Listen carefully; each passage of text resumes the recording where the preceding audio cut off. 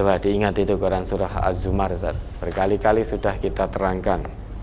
Surah 39 ayat 9 itu. Kita lihat orang yang paham dengan orang yang tidak paham dengan agama. Siapa itu orang yang paham dan siapa orang yang tidak paham? Enggak dibaca lagi. Surat Az-Zumar nomor surat 39 ayat 9. Amman huwa qanitun ana al-laili sajidan wa qa'iman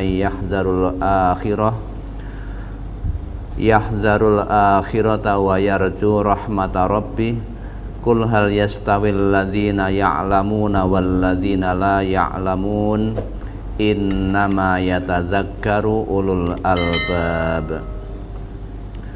Apakah kamu hai orang-orang musyrik yang lebih beruntung, ataukah orang yang beribadah di waktu-waktu malam dengan sujud dan berdiri, sedang ia takut kepada azab akhirat dan mengharapkan rahmat Tuhannya? Katakanlah, adakah sama orang-orang yang mengetahui dengan orang-orang yang tidak mengetahui? Sesungguhnya orang yang berakallah yang dapat menerima pelajaran. Nah, apakah sama orang yang tahu, orang yang paham dengan orang yang tidak paham? Apa sama? Jadi paham agama menurut Allah itu bukan hanya di otak, bukan hanya sebagai pengetahuan saja. Dikatakan alim itu kalau sampai nuraninya itu paham.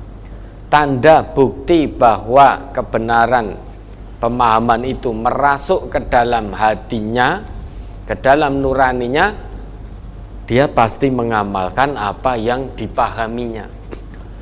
Kalau hanya sebatas paham, mengerti, namun tidak mau mengamalkan apa yang menjadi pemahamannya, berarti itu belum paham, karena belum mengamalkan. Pemahaman baru sebatas sebagai pengetahuan, baru berhenti di otak saja, belum bisa masuk ke dalam nurani, ya, ke dalam qalbun belum bisa masuk ke dalam qalb, masih berputar-putar di otak saja.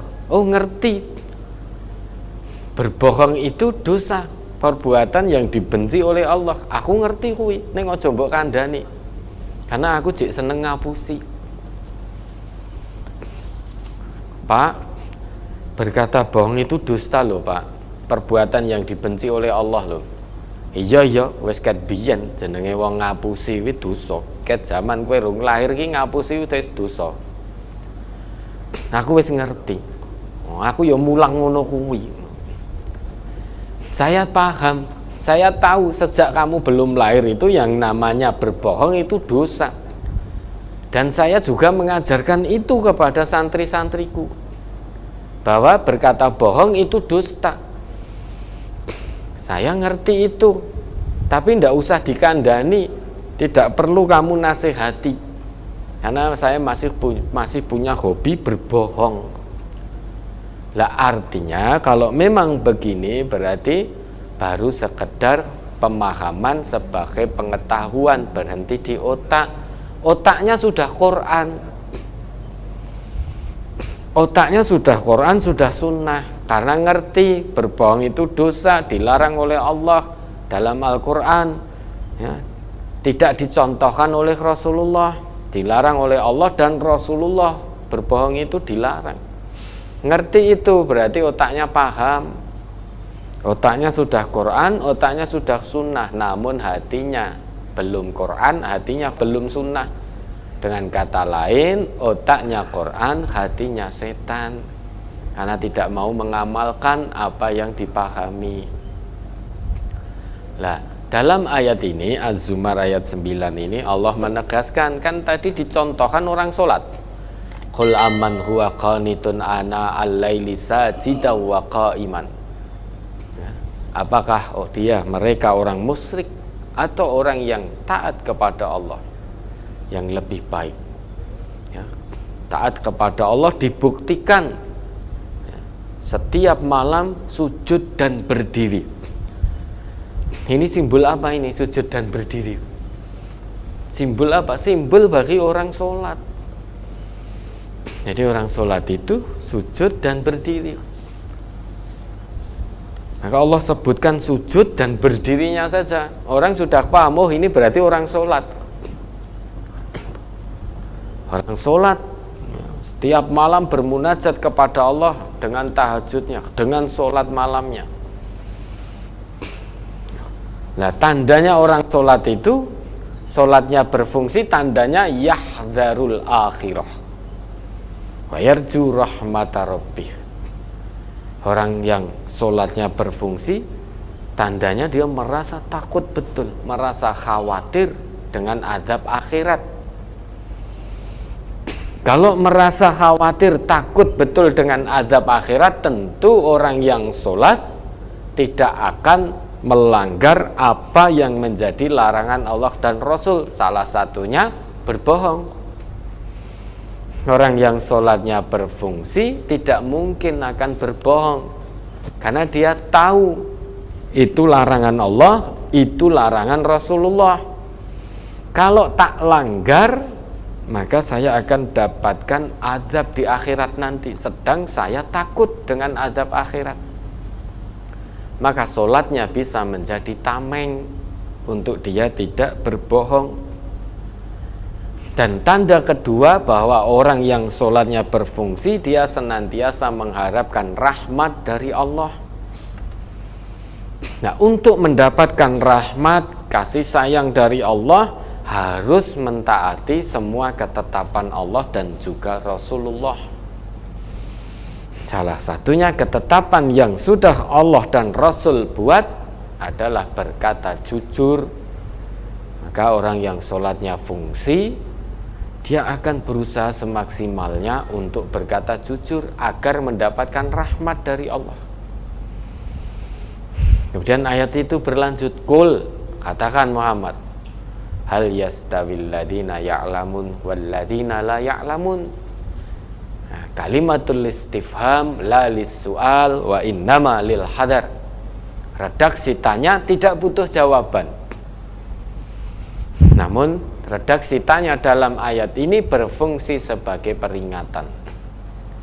Kita tidak perlu menjawab dengan ucapan hal yastawil ladina ya'lamun wal ladina la ya'lamun. Apakah sama orang yang alim dengan orang yang tidak alim, orang yang tahu dengan orang yang tidak tahu? Pertanyaan ini tidak butuh jawaban kita. Yo beda, tidak. Namun butuh bukti jawaban, harus dibuktikan.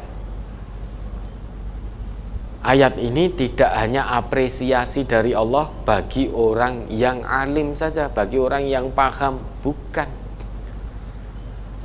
Ayat ini di samping apresiasi Allah terhadap orang yang alim, ayat ini juga mengingatkan akan dunia tanggung jawab bagi orang yang tahu.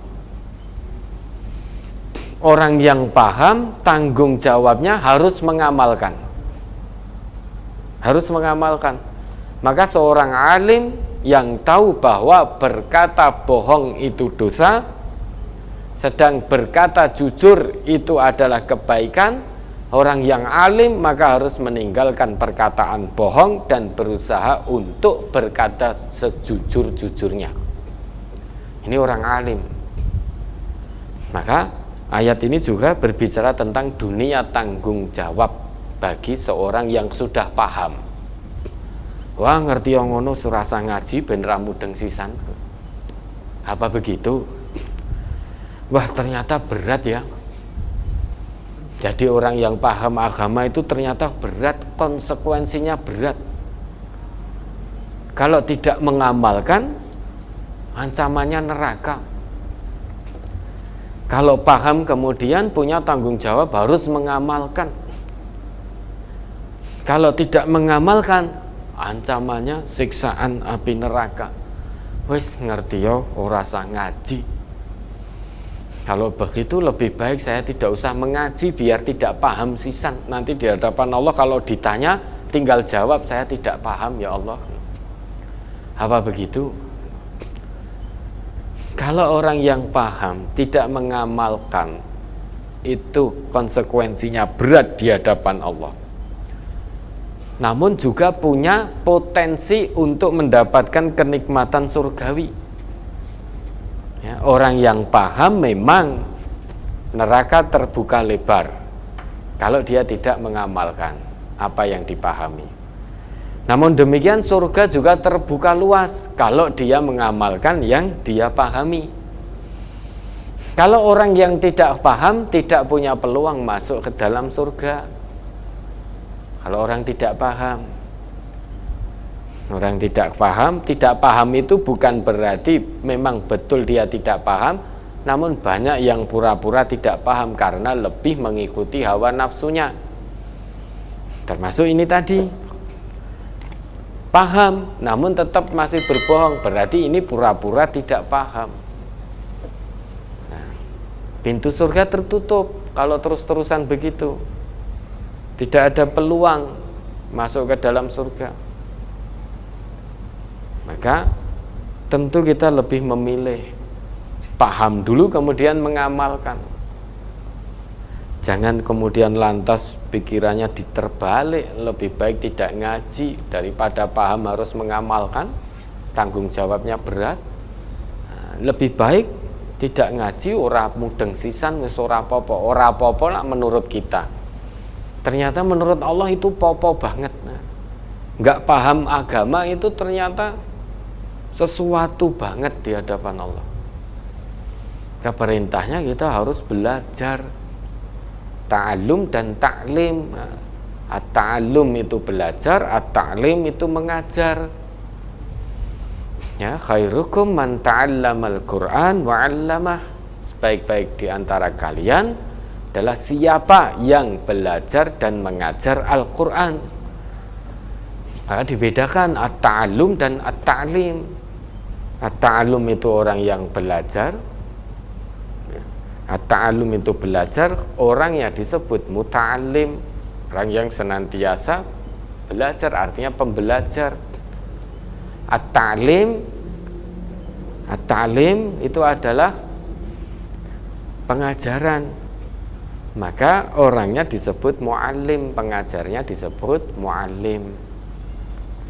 Lah baik alim, baik muta'allim maupun mu'allim punya kewajiban untuk mengamalkan apa yang menjadi pemahaman dan apa yang diajarkannya. Lah Bapak panjenengan tadi berarti mu'allim itu harusnya, karena sudah ngajar di pesantren. Masa seorang mu'allim masih berkata bohong?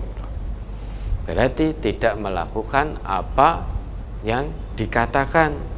Maka amat besar kebencian di sisi Allah. Kamu mengatakan, mengajarkan apa yang tidak kamu lakukan. Maka ayat itu ditutup innama yatadzakkaru ulul albab. Hanya orang-orang yang berakal sehat saja yang bisa menerima pelajaran. Mengajarkan agar berkata jujur dan mengamalkan apa yang diajarkan. Hanya orang yang berakal sehat. Kalau ada seseorang mengajarkan tentang kejujuran, kok dalam praktek kesehariannya dia masih suka berbohong, berarti akalnya belum sehat.